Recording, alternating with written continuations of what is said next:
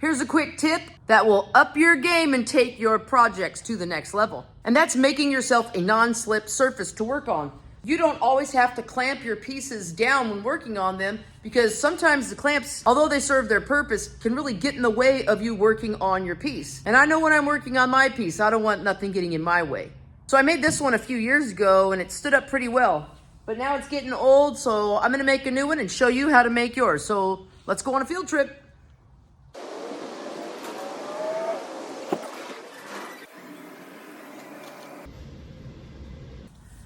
All right, so this is what we got. 18 by 72 inch non-slip solid material. It's actually a toolbox drawer liner. So what we're gonna do is, like I did on this one that I built a few years ago, we're going to take a piece of wood, we're gonna spray contact adhesive on that piece of wood, spray contact adhesive on the back of this roll, and then stick them down, making this removable, portable, non-slip surface so that I don't have to clamp every piece down and those clamps get in my way. So I picked out the piece of scrap plywood that I'm going to use as the base for my non-slip surface. But there's one more thing.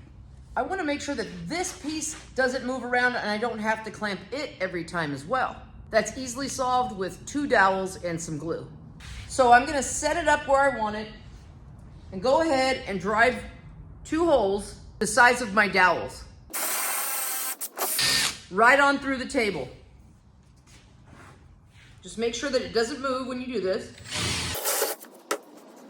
So now I just lift the piece up, put some glue in the holes that I just drilled, and insert the dowel pins till they're just flush with the top of the board.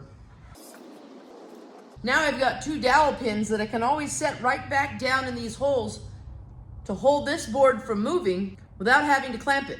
Now I can flip her over and work on her backside. First, some cardboard to protect my workbench.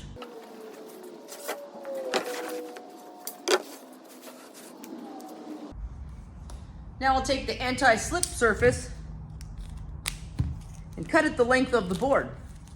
It's a good idea to pre-cut your pieces, because then you know exactly how much glue to spray and where.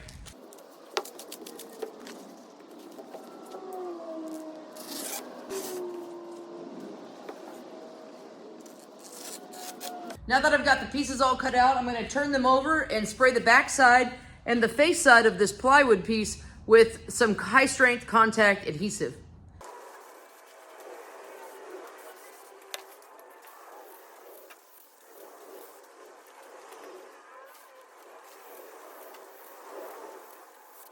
Now we'll just let these dry till they are not tacky to the touch, and we'll stick them together. When working with contact adhesive, it is always a good idea to lay down some stickers, as we call them, to hold the piece up that you plan to stick down onto your other piece. That way it doesn't just stick before you get it exactly where you want it.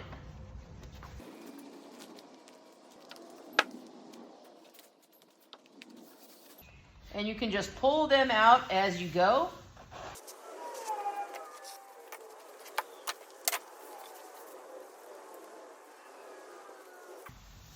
The smaller pieces you can kind of just do by hand without stickers underneath.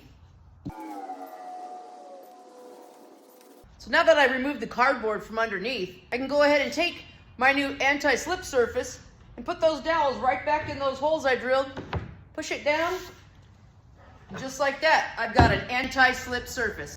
No clamps necessary.